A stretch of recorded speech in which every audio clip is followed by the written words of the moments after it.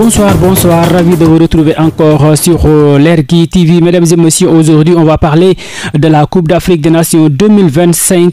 La date a été reportée, pourquoi pas l'été. La Coupe d'Afrique donc se jouera en hiver, mais donc son report a causé beaucoup de problèmes. Aujourd'hui nous allons parler les trois raisons donc pour lesquelles la nouvelle date de la CAN fait polémique. Comme vous le savez, la Coupe d'Afrique 2025 se jouera donc au Maroc, mais en 2026, comme annoncé vendredi dernier par le comité donc exécutif de la Confédération africaine de football. Au lieu de débuter mi-janvier comme d'habitude, le tournoi se déroulera donc du dimanche 21 décembre 2025 au dimanche 18 janvier 2026. Des nouvelles dates qui font polémique. D'abord, la première raison pour laquelle ce report fait jasser est le calendrier très chargé qui attend les joueurs africains. Certains d'entre eux vont en effet enchaîner 3 grandes compétitions en l'espace d'un an: mondial des clubs à l'été 2025, CAN début 2026, puis Coupe du monde à l'été 2026. De quoi forcément interroger sur la compétitivité des sélections africaines pour ce premier mondial à 48 équipes,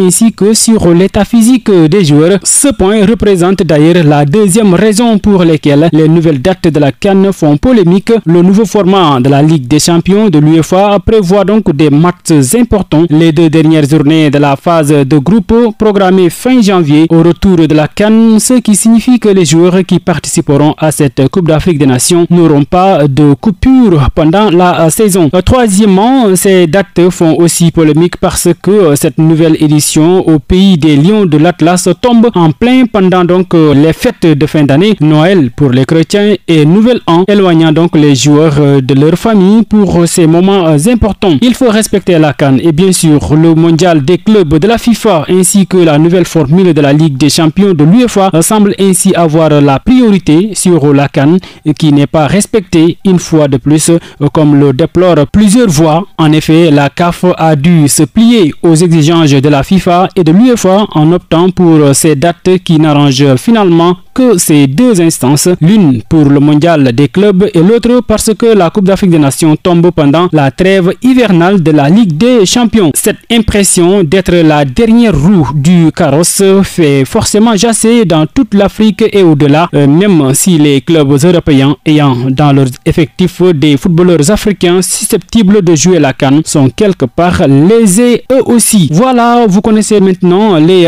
3 raisons qui font que la nouvelle date fait polémique. Laissez-nous des commentaires.